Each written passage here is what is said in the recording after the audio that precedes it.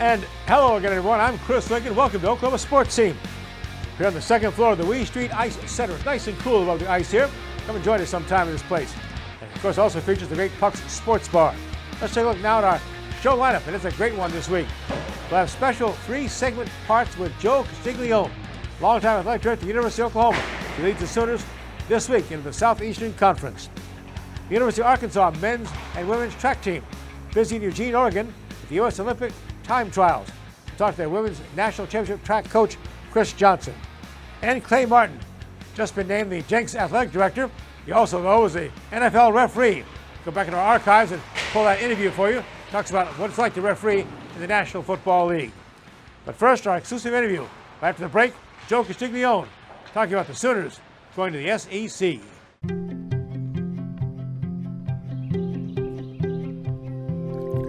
As the sun rises over eastern Oklahoma, we are devoted to one thing: improving the health of our communities, our home. We are your friends, your neighbors. We are the people of St. Francis.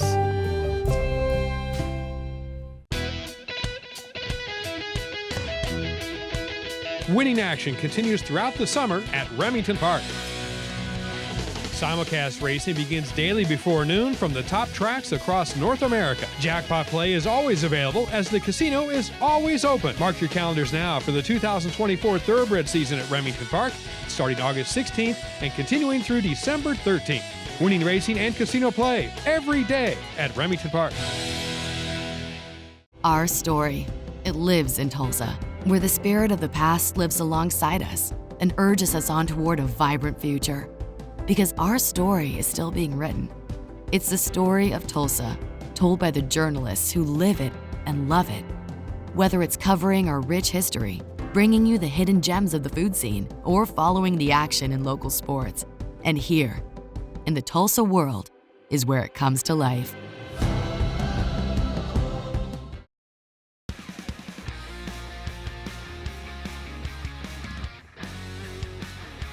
Well, it's finally here. It's official. On July 1st, the University of Oklahoma, University of Texas joined the Southeast Conference, 3 years in the making. The man leading them there for the Sooners is their longtime athletic director, Joe Castiglione, in his 26th year.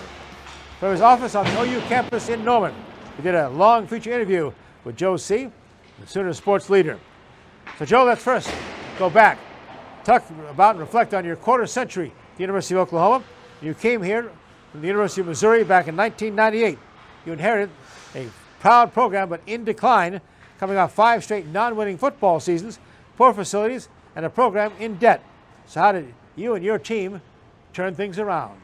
Wow, Chris, we're really going back on that one.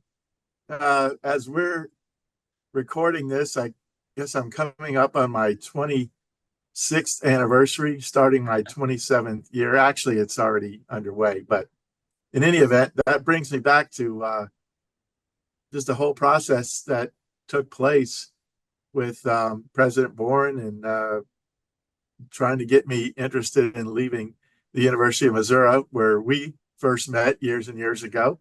MIZ. But I think at that, I think about not so much the process, because I was not looking to leave Missouri to come to Oklahoma per se. I just wasn't looking to leave Missouri, period. But the process that took place at that time when Oklahoma was going through its struggles, to some might have been a deterrent. But the more I talked with some people around the university, the times that they continued to call, and after turning them down twice to talk to them, they just kept calling. And finally started seeing the true interest in the university that wanted to not only right its ship, but move to the future in a very profound and aggressive way. And that became, somewhat interesting. And then I needed to hear more. And as you know, David Bourne is a very big visionary and a convincing guy to go with it. And those conversations along with the search firm they had at the time. Chuck Nine is leading that part of the search. It's opened my eyes that, maybe there's something we can do here to help Oklahoma be successful. It's not to say that everything was down at the time. Football was, but Kelvin Sampson and his basketball team were really good in the Big 12 conference. Patty Gasso was starting to make her mark, with the softball program. But suffice to say, there was a lot of work to be done. But that was the part that attracted me, that we can utilize the great fan base, the traditions, build upon what great players in all sports and coaches, have accomplished, to use that as a foundation and be a big visionary with a bold idea to go forward. And so one thing led to the other, and I ended up coming to Oklahoma and been a proud Oklahoman ever since. Joe, you've always seen the magic touch when it comes to hiring coaches, and your very first hire was a home run, 1998. What attracted you to hire a defensive coordinator from the University of Florida who had never been a head coach, a young guy named Bob Stoops? Chris, I had actually been following Bob Stoops' career. I didn't know him very well, candidly. Had met him once while he was coaching at Kansas State University.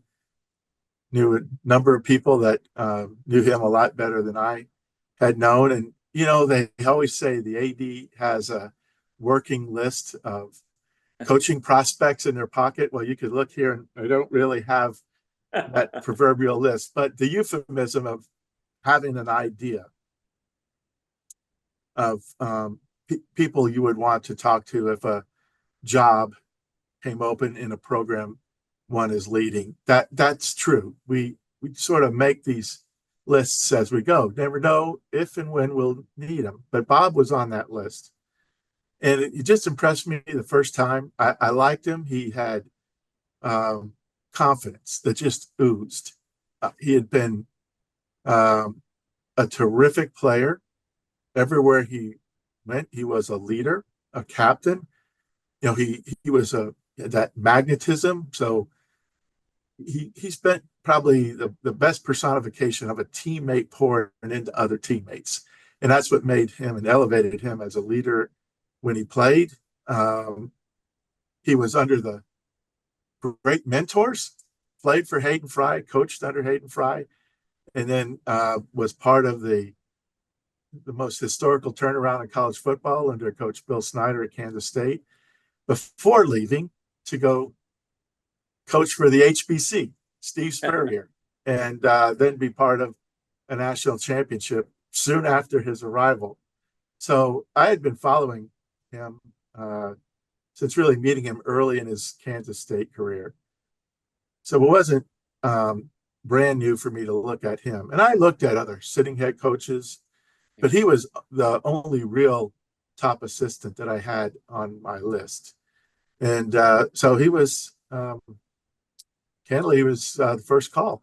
and it just was not because I knew for sure that he would be the person I'd hire, but I knew for sure that he was somebody I had to get to know and try to determine whether or not he would be the right fit for Oklahoma. And Chris, as you remember, there are a lot of other big jobs opening or opened at that time, including his alma mater, the University of Iowa. And so it was very tricky.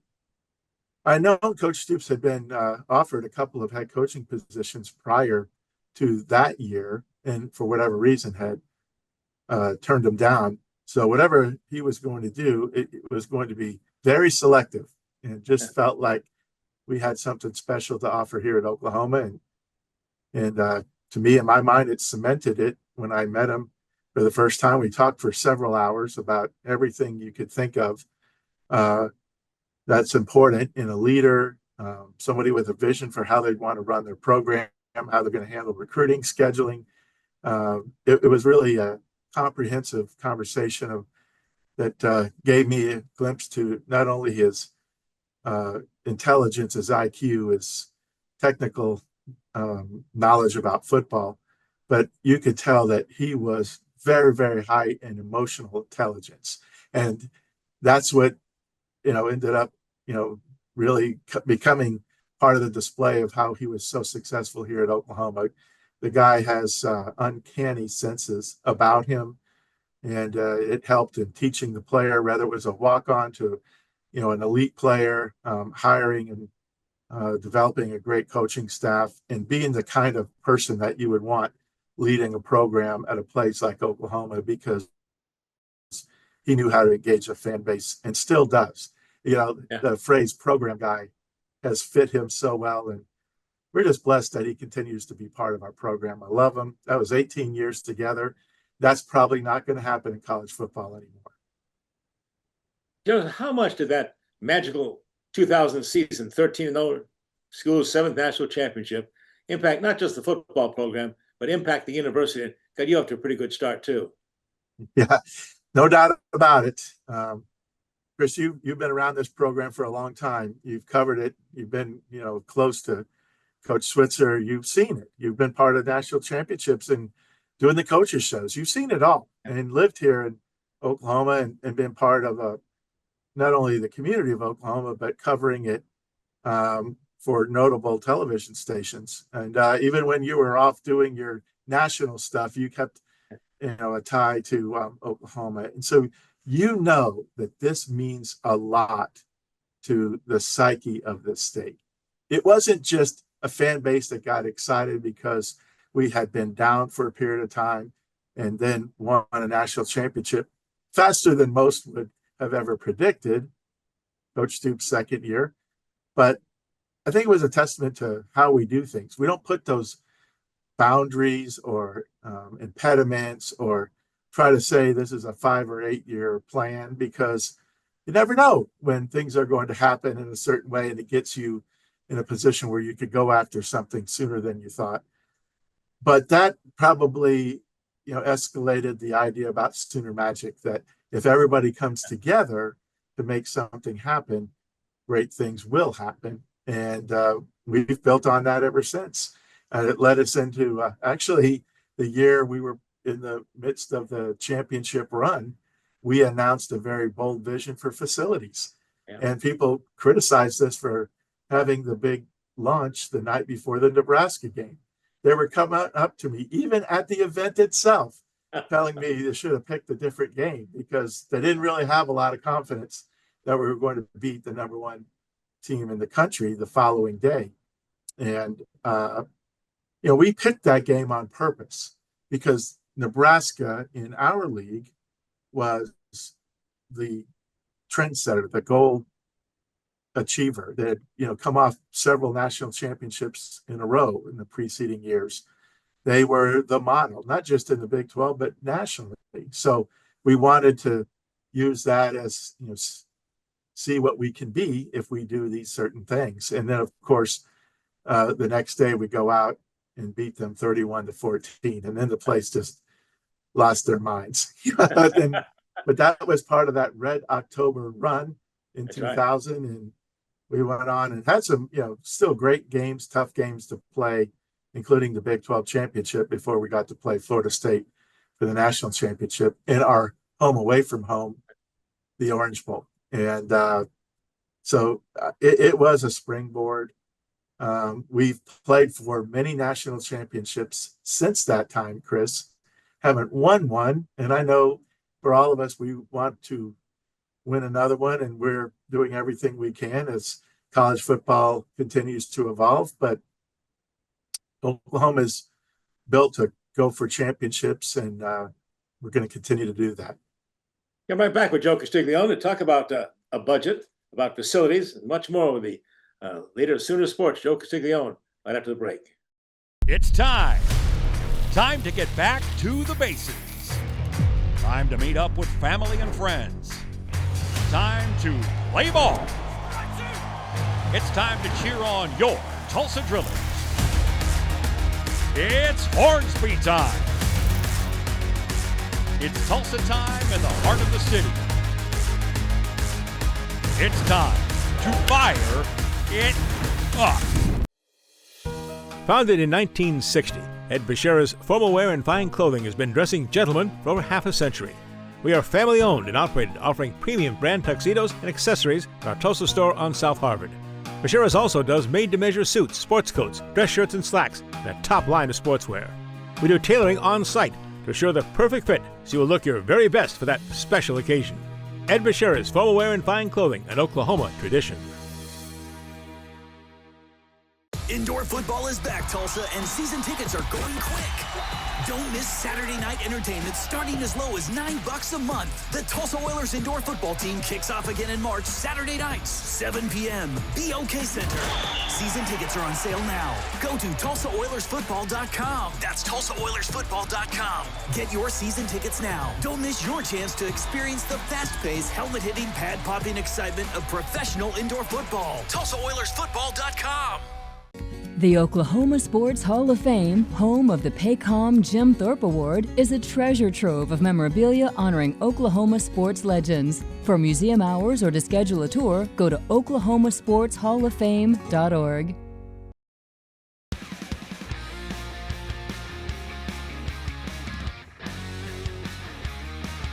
We're back with Joe Castiglione, the athletic director at the University of Oklahoma since 1998. Joe, you mentioned came to you, the athletic department, with the debt, the part you want to talk about, the budgets, facilities, fundraising. Your first year, University of Oklahoma athletic budget, what was it then? And what is it now in 2024 as you head to the Southeast Conference? The budget that was in place when I started mid-year of 98, it was $26 million. The problem, Chris, was we were only scheduled to bring in $23 million. Now, I'm not the greatest mathematician in the world, but that tells you they're looking at an operating deficit to go on top of the operating deficit that they continued to accrue in the years prior to my arrival. So we had some financial challenges ahead, to say the least. But we worked through those, developed a real great strategic plan around how we were going to not only stop the accruing debt, but repay the university the debt that they underwrote, prior to my arrival. And we did that. We didn't have a whole lot of money to pay it all off immediately, so we had a 20-year loan to right the ship, if you will, and give us a great, cash flow position, and then we would pay it back within the 20 years. The good news is we paid the loan back in 11. So we were debt-free from operating, and we've been building on financial sustainability. And it's a big thing you and I have talked about before. We're one of probably 5 or 6 universities left in America that can say they're truly self-sustaining, meaning we don't receive tax appropriations, we don't get any institutional subsidies or write-offs, nor do we go to the student body and ask for fees for athletics. I mean, that's pretty prevalent strategy that some universities use. We hope we can continue to avoid that. And now, all those years later, our budget is going to be right around $200 million for the fiscal year of 25. So the new year we're getting ready to enter, that's the budget total.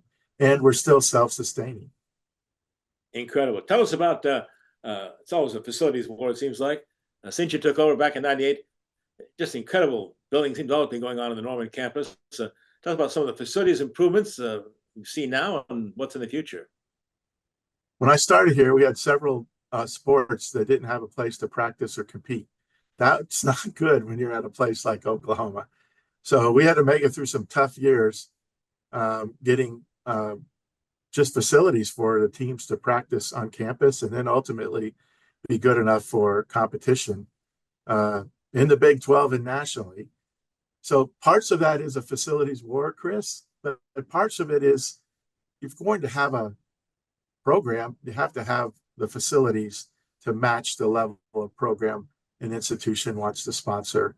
And we really hadn't had that. That's the Great Expectations campaign we mentioned earlier that we launched the night before the Nebraska game. That ended up raising $122 million. And it was a way for us to, improve every facility for the sports that we sponsor. And it really did that. It helped the sports. Look at the success that we've had. But the facility element in recruiting has been very, very critical to the success of landing and retaining great athletes that want to come here, get an outstanding education, and also play or be part of a sport that's competing at the highest level. So they look at other schools, they see what they have, and they come to Oklahoma and don't see what is comparable. That can be a turnoff. So we needed to be able to have our facilities match up, and we have, and some of them, and of course, going all the way to just recently, we have some that have set the standard, most notably with our new stadium, Loves Field, and for our women's softball program, who's coming off their 4th straight national championship.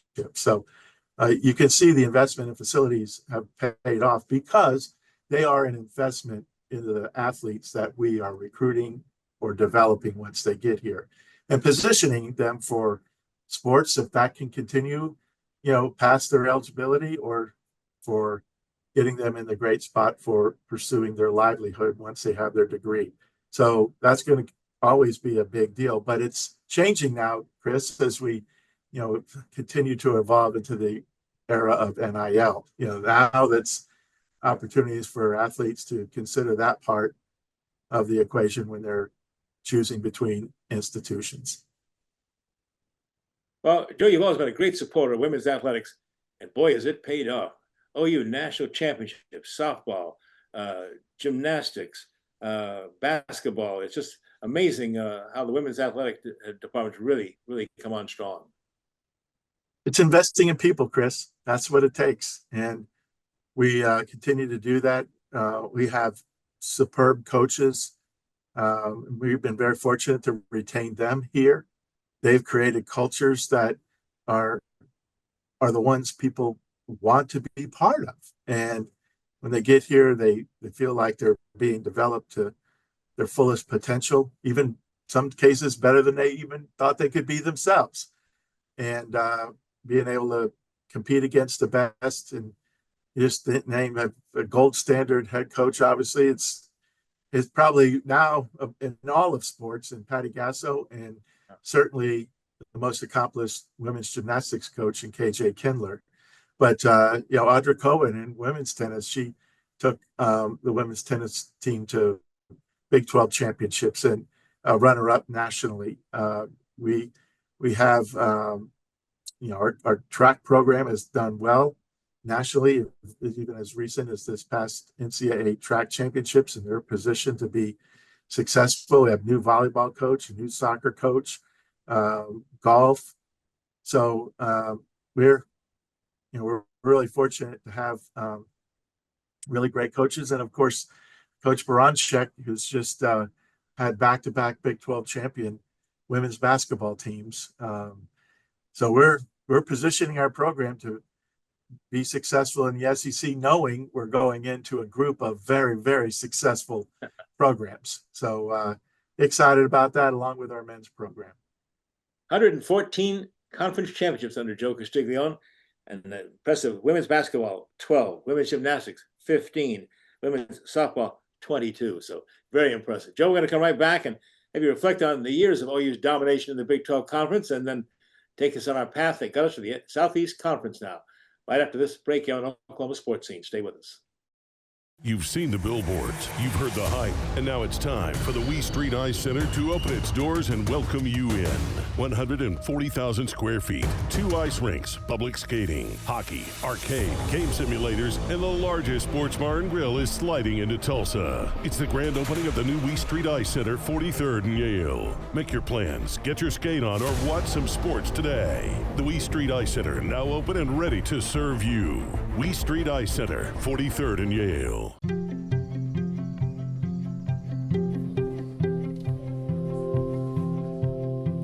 Around the clock, throughout eastern Oklahoma, we are devoted to one thing: improving the health of our communities, our home.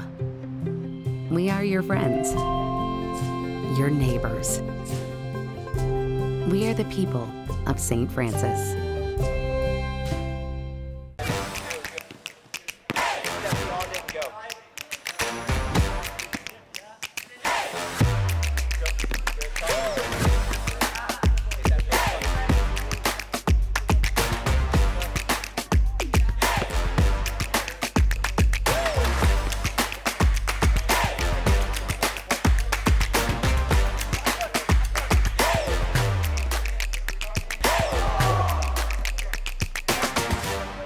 Our story, it lives in Tulsa, where the spirit of the past lives alongside us and urges us on toward a vibrant future. Because our story is still being written. It's the story of Tulsa, told by the journalists who live it and love it. Whether it's covering our rich history, bringing you the hidden gems of the food scene, or following the action in local sports. And here, in the Tulsa world, is where it comes to life.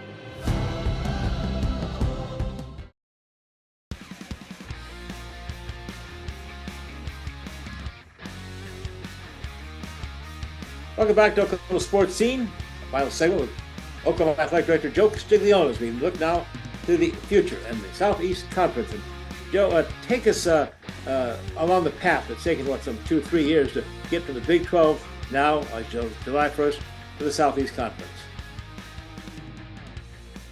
Chris, I will tell you that this was something that we thought might be necessary. Didn't know for sure until we got into a really deep dive, understanding our own situation and how we needed to position Oklahoma in the future, and then marrying it up with what we were finding through research about the future of college athletics. We had a phenomenal relationship and participation and presence as a member of the Big 12, Big 8 before that, Big 7 before that. So conference changes have been part of history more so than people realize or have acknowledged. We weren't necessarily looking to lead the Big 12, but we had to be mindful and cognizant of what was taking place all around us, even if it wasn't as well known to the average fan. And we saw something taking place and needed to position Oklahoma in the best way possible. If that was going to be the Big 12, great. But we saw that it might not. And we made a decision to pursue membership in the SEC.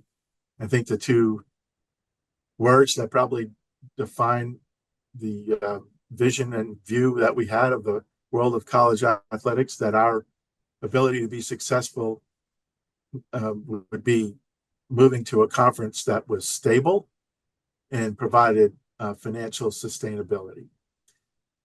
If everything was the same, as it had been 15, 20 years prior, might have been a different situation, or may have seen the need completely differently, but it wasn't. And then you could see in 21, when we announced our pursuit of a membership in the SEC and subsequently being accepted as a member, the world around us was changing rapidly. Even back then, the average fan had no idea how fast it was going to change. And I know, as much as we were close to it, we knew a lot more than the average fan, obviously.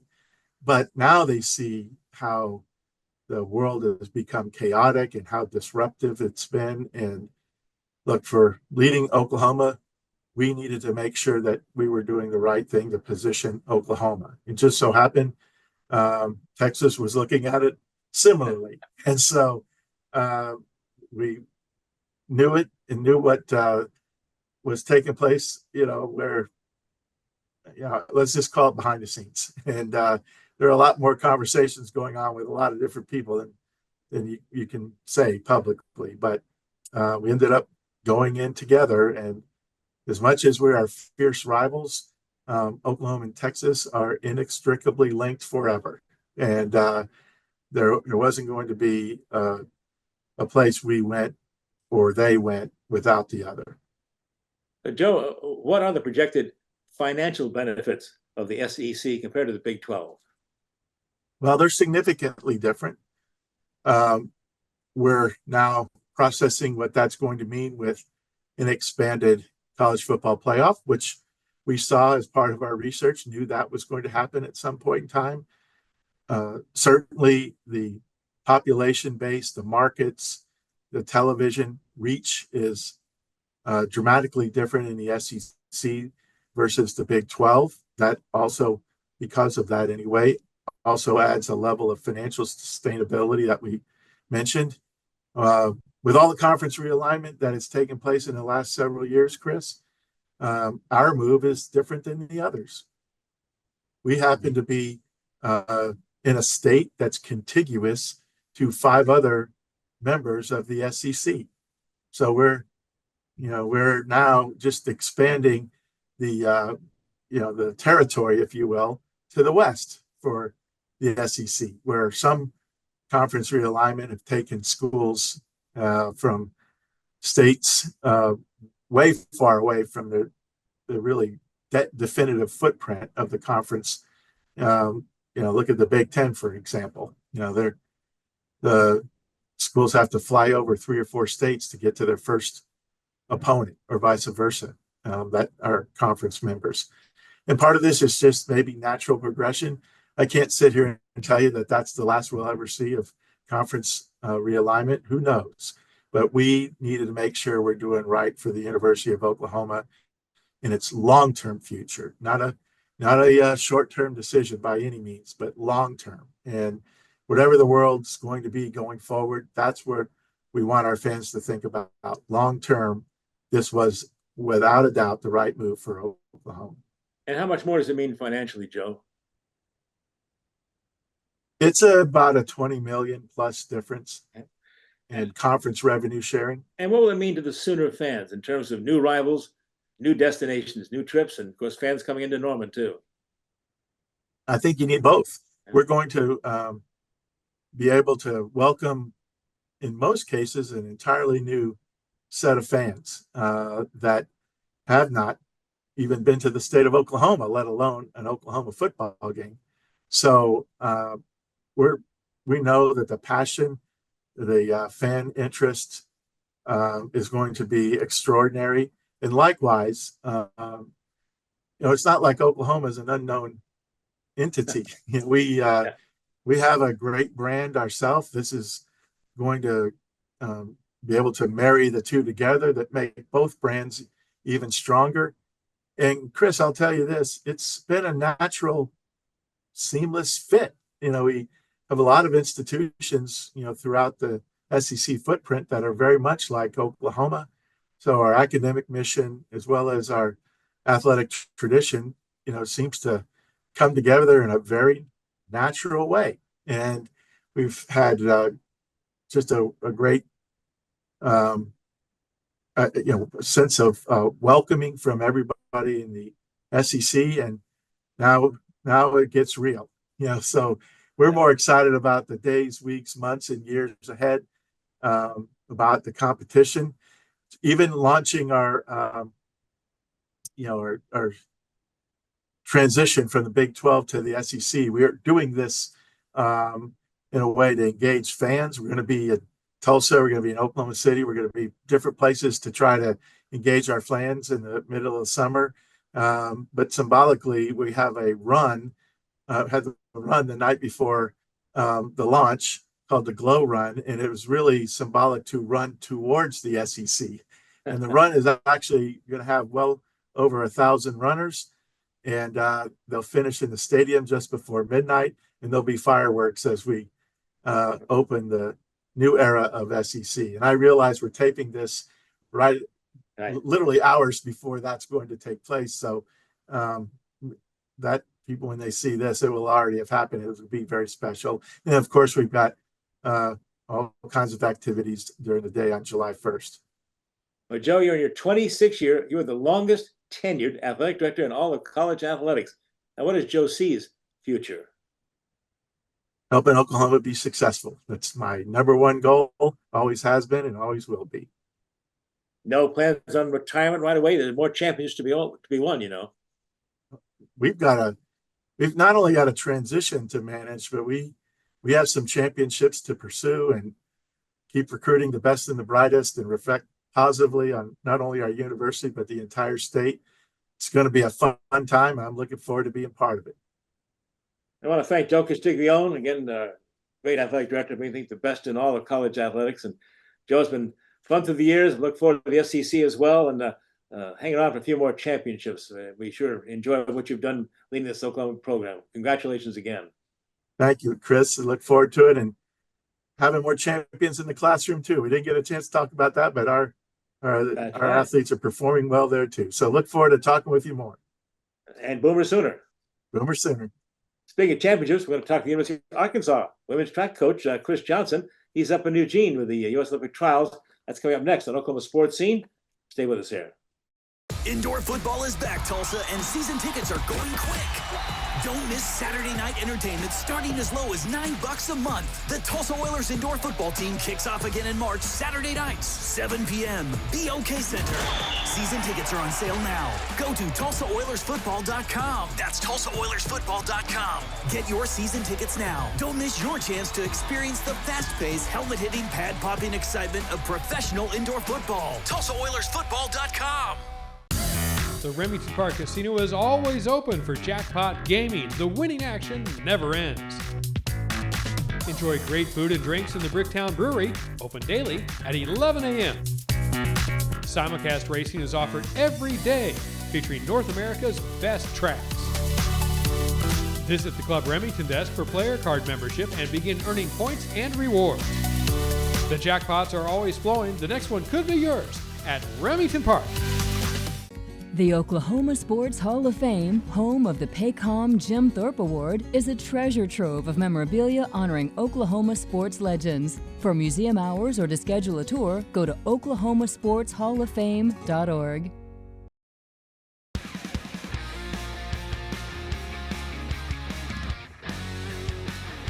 And we welcome you back on Oklahoma Sports Scene. You know, this week in Eugene, Oregon, the nation's best track and field athletes gathered, competing in the Olympic trials, looking for a spot on the team going to Paris for the Summer Games. The University of Arkansas was certainly well represented.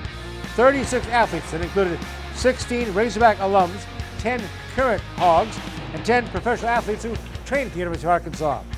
Arkansas coaches, including head women's track coach Chris Johnson, the National Coach of the Year.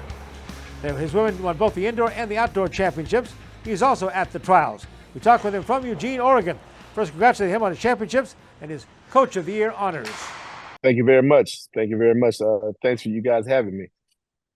Let's talk about the season. First, you did the indoor, then the outdoor. Talk about those two seasons. Well, obviously the indoor, I think we had a really, really good meet. Come in ranked number one. It's always pressure to be able to, obviously, rank number one is fantastic, but to finish number one is another thing. And obviously, our biggest opponent was the University of Florida, and they had a tremendous team. So we just went out there and tried to execute. And obviously, I think the star of that meet, along with the host of the team, was Rachel Glenn. Being able to go out there and win the high jump in record fashion, collegiate record, and be able to set us off on that day too. It just kind of catapulted us throughout that day. And as you know, the meet goes pretty fast. So we were able to just go out and execute and get it done. Moving on. Yeah, go ahead. Yeah, go ahead. And moving on to outdoors, obviously, Rachel Glenn, of course, played a tremendous part. The 400-meter young ladies, the 4x4, the steeplechase, the 100 hurdles, the 800. The 4x1. Just a fantastic team, and the 10K young lady. Steeplechase young lady.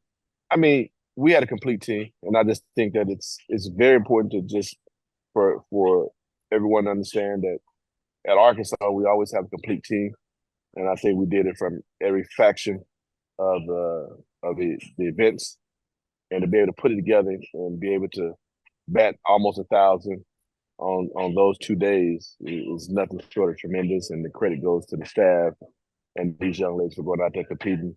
I'm just kind of the conductor of the ship, if you will. Chris Johnson, the head track coach, women's track and field program at the University of Arkansas. Joining us on Oklahoma Sports Scene. Coach, another amazing accomplishment. Arkansas became just the third women's track team in history to sweep the two NCAA championships in the same year. Quite an honor. Well, I mean, I just think it's obviously I know one who did it, and that was Coach Harder. And obviously he's set this program up to be very, very successful and to precede him and be able to put together a team like this is I'm very fortunate and blessed to do it. And I think timing is everything. Getting the right athletes at the right time and being able to execute in those moments, because life is about moments, right? We don't remember everything in every second of every minute of every day, but we remember moments. And in those moments, we had tremendous moments, and these young ladies went out there and just really got it done. And to be the third team to be able to do that indoors and outdoors, it just says a lot about the team. It says a lot about the University of Arkansas athletic department and the women's track and field department, and just a tremendous job from everybody. And thank God that we had the resources that we have to be able to continue to be successful in this sport of track and field. And quite a battle with the Florida Gators there. 63-59 the final total outdoors for the championship. Yeah, I mean, the Mouse Holloway and the Florida Gators always put up a tremendous fight. This team, their team is always prepared and ready to go, and they executed really, really well. And obviously, it was anybody's game, especially on that last day. And excuse me, they did a tremendous job. We just fortunate enough to hang on and finish it off, because in the 4x4, just a special group of talented young ladies, and we're just very fortunate enough to have them at the University of Arkansas and them to be able to run the way they ran. Chris, I can't think of another track program in the nation, men's and women's, that has the great tradition, history that the Razorbacks do. Looking back, of course, the legendary John McDonald, 25 years there, 40 NCAA championships, 11 cross country, 19 indoors, 10 outdoors, national championships, 5 NCAA national crowns. He really set the standards in track and field. Absolutely. I mean, I knew, God rest his soul, I knew Coach McDonald and learned a lot from him. And obviously you got Lance Harder and you got Chris Buckner.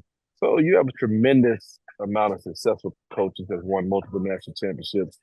And obviously being around these distinguished gentlemen, you learn a lot, you pick up on a lot, and just the nuances of how to get a team ready to go and to get them to be able to perform at a very, very high level. So, I've learned a lot. I've watched them as they worked and how they articulate themselves. And I mean, it just feels good to be a part of a coaching tree like these guys have put together at the University of Arkansas. I know you're up in Eugene, Oregon right now, but you're not alone. You're up to your eyeballs in Razorbacks. A total of 36 athletes with Arkansas ties are there for the U.S. Olympic trials. Well, I mean, I think it just says a lot about the University of Arkansas and the importance of track and field, and the tremendous coaches, along with myself, who will be able to coach these young ladies and young men to get to this point. And this is the highest level of track and field, and to have 36 represented from the University of Arkansas, or formerly from the University of Arkansas, is nothing but tremendous, and it says a lot about Arkansas track and field. But it also says a lot about the university and the support that we have in terms of track and field, and how important it is to the community and the fans all over the world. And we're just fortunate enough to be able to guide these young ladies and young men to be able to realize their dreams. Had a flag raising ceremony in Fayetteville last week, taking down flag 50, the indoor championship, and up went the 51 flag for indoor. Going through a lot of flags there in Fayetteville. Yeah, I mean, it's always a good thing. And someone asked me about the flags, and I think the flag is very, very important. And I got to give credit where credit's due. I think this is Matt Downs, he's the director of operations for the men's side, decided on raising flags to just kind of display how many national championships we've had. And for me to be able to raise 2 of them in the same year, it's nothing but tremendous. But I think it shows the city of Fayetteville, the region of Northwest Arkansas, and everybody that comes on campus that, this is a tremendous track and field program. We're very, very proud to be a part of it. And we just want to continue to develop the tradition of Arkansas track and field, or contribute to the tradition of Arkansas track and field. And we're very, very pleased to be in this space. And let it be known that having a national championship team is very, very difficult. And you only get to be a part of so many. And everything's got to go right. You got to be a little lucky in the process. So, to put together a national championship team is very, very hard. But to be able to win, we're very, very fortunate and blessed. And, people ask, how do you feel? I said, well, I got two emotions for you: relieved and elated. And that's just the way it is. Well, you and your brother Boogie, of course, both also named National Coaches of the Year. And I liked athletic director Hunter Yurchuk's comments. He said, "Coach, your first year, you set an awful high bar." Well, I just think that you got to do it when you can do it. Obviously, you want to win a national championship every year, but everyone else does too, and you're competing hard. But I think when you have a team and everybody's healthy and you can put it together, then you strike while the iron's hot. Obviously, the bar is high. It's always been high.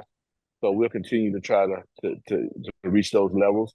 But we're going to enjoy these past two, and we're going to continue to work our butts off to be able to try to get to the next one. Chris Johnson, head women's basketball track coach, University of Arkansas, National Coach of the Year, National Championship coach, and now up there with the U.S. Olympic trials. I'm sure we'll see a lot of Razorbacks in Paris too, probably, Coach. And congratulations again on a great year. Thank you so much, and thanks you guys for having me on, and go Hawks. When we return, we'll revisit an interview we did with NFL referee Clay Martin, a local guy from Jenks, Oklahoma, their new athletic director. That's straight ahead, right here on Oklahoma Sports Scene.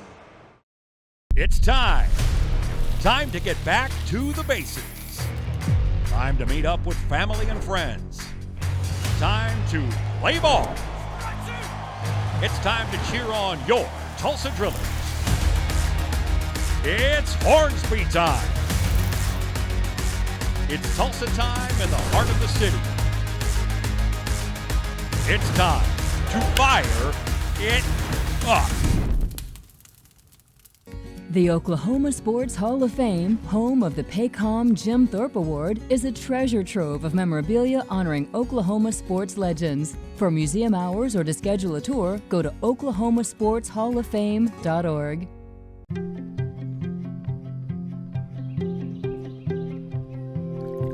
As the sun rises over eastern Oklahoma, we are devoted to one thing: improving the health of our communities, our home. We are your friends, your neighbors. We are the people of St. Francis.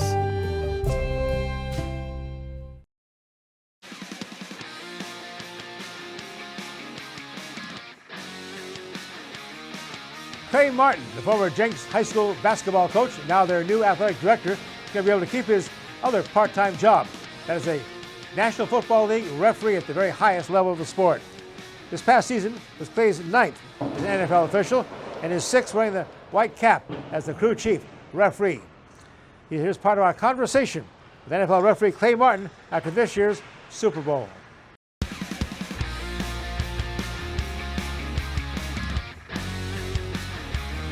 And welcome back to Oklahoma Sports Scene here at the Bricktown Brewery on Brookside in South Peoria in Tulsa, Oklahoma.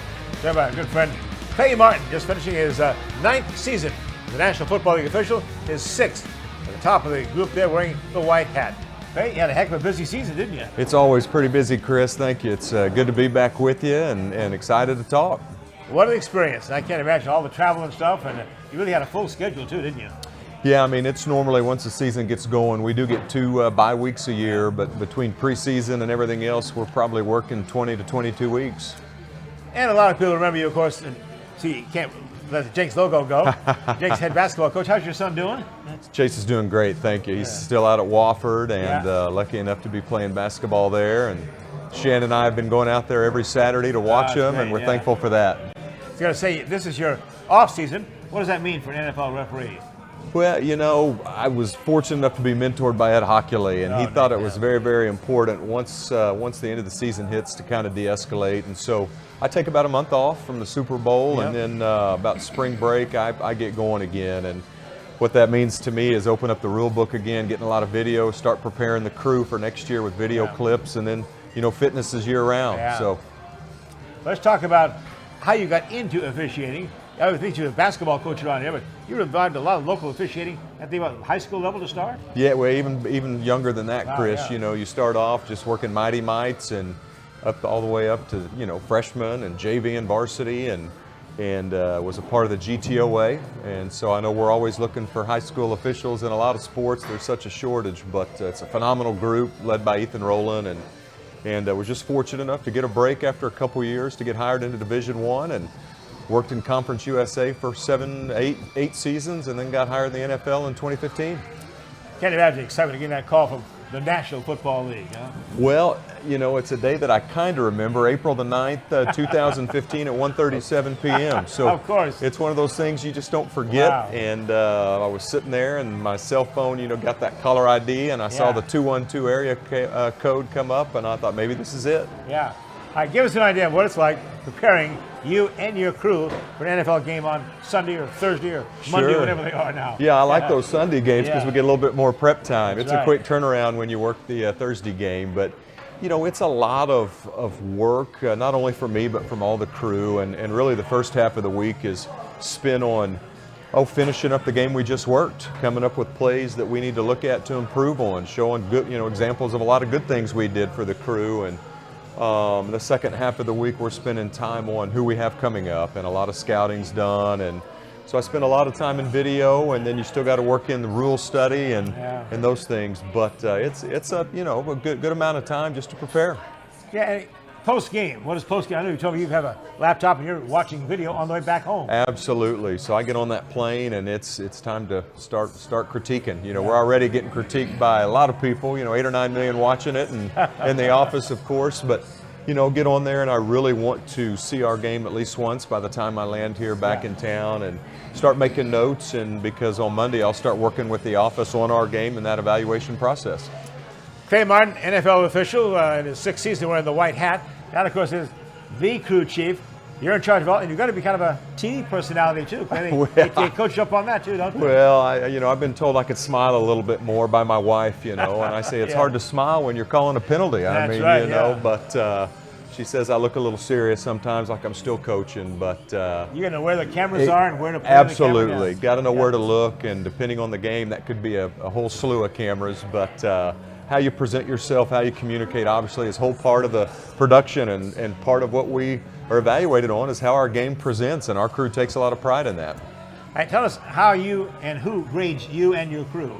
Yeah, so the office is, you know, staffed with several full-time employees, most of them former officials themselves, but they just represent the NFL admin, and they're working with us on things like our judgment, stuff that we throw our flag on, or maybe some action that we chose not to put a flag down on that then they want to see why, or maybe we should have had a flag down. So, you know, for me, it's also on my announcements, my presentation, game time, all those type things that go into making a game play well. And of course, you have constant communication with your entire crew, right? Headsets and such? Oh yeah, there's a lot of voices in my head for about 26 weeks a year. Yeah. So able to communicate with the guys on the field, my replay guys who are in the stadium, and then, you know, for replay, if we go to the tablet for a replay, I also can communicate with New York. I'm still going to kick out of you guys rushing over to the sideline, looking at a 5-inch screen. There's a 50-foot screen above you in the stadiums. How about that? That just amazes I don't me. know if it's the look they want, but what you're seeing at home is what I probably am seeing on that little tablet. But you know, I guess it's just to I don't know, make it look more official, like I'm really locked in on that little tablet. You bet. Who makes that call? Is it you? Is it the NFL office in New York? Yeah, Who it's makes all it? of us, right? Oh, okay. So it's a collaboration between myself and our replay guys that's part of the crew that's at the stadium, and then we're working with New York to maybe get different camera angles, different shots. What are we looking for? Did the foot drag? Did the ball skip? You know, different things. But collaboratively, we make a decision.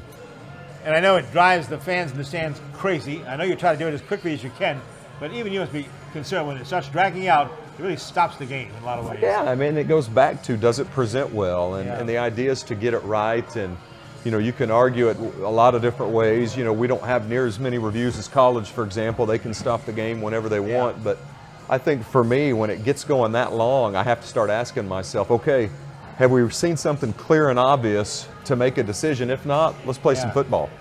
And do you have a lot of conversations on the field with players, with coaches on the sidelines? Do you have much interaction with the Oh, team? gosh, yeah, absolutely. That's so much of what we do, and especially the guys on the field that I like to, not just know me for a yellow flag, but know when they're doing it right, patting them on the shoulder pad, good job, way to let go. And I think the longer you're in the league, you have a little bit more rapport and relationships with those guys. So that's every play almost.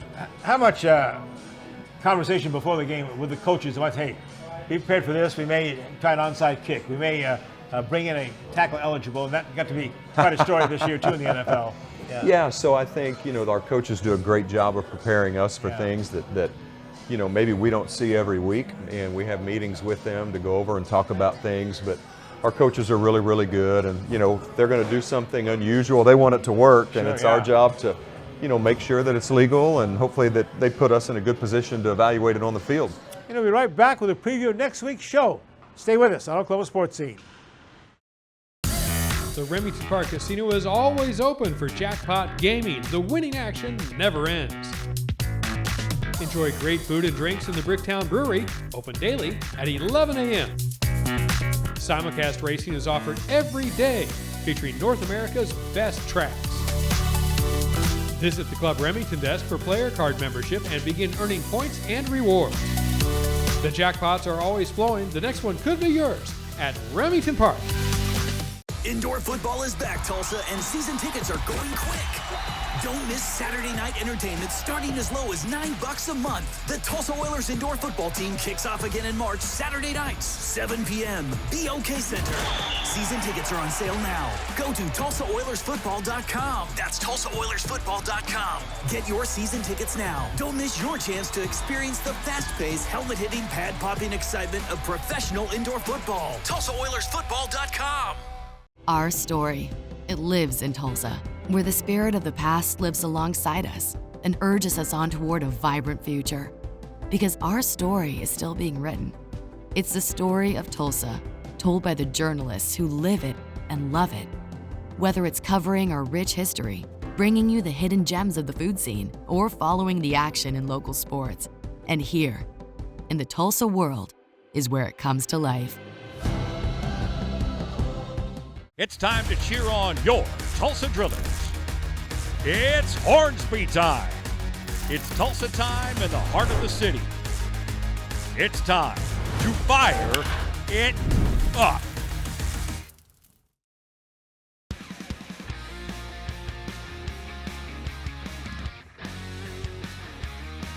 Next week on Oklahoma Sports Scene, we'll give you a tour of our Wee Street Ice Center, our new home here, with Andy Skirdo, the owner of this building, Tulsa Oilers hockey and football team. Chad Weiberg, Oklahoma State University athletic director, joins us for 2 segments. Matt Pinto reviews the incredible Oklahoma City Thunder NBA basketball season.